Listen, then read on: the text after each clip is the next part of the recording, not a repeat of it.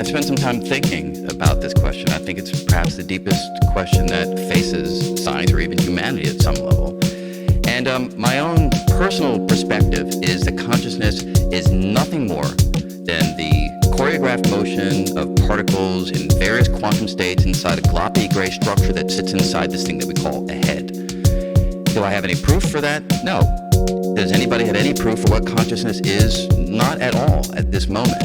But the history of the reductionist program, where we've been able to take some of the more spectacular creations that have emerged in the world and recognize that they are nothing but the product of their ingredients and the laws of physics, leads me to extrapolate that idea to the experience of consciousness.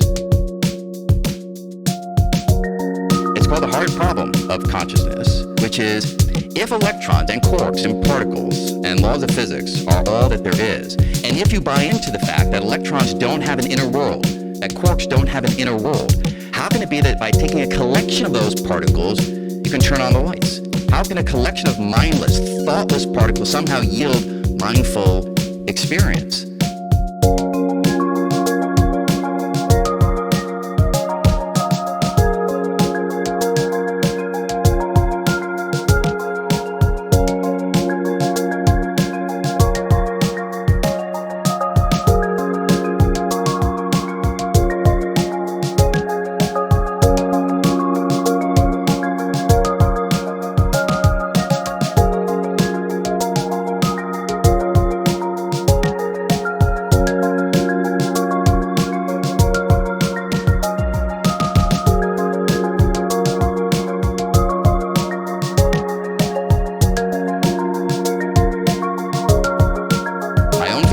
Understand the brain better, that question will evaporate. We'll look at the brain with our newfound understanding, maybe it's 100 years in the making, maybe 1,000 years in the making, and we'll say, aha, when electrons and quarks and protons move in this particular configuration, one of the byproducts is an inner sensation that we call conscious experience.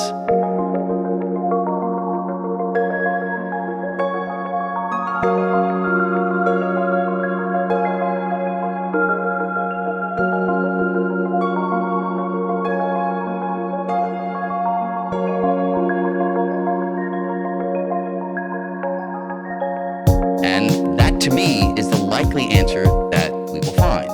But there are some very smart, well-respected people who go in a very different direction.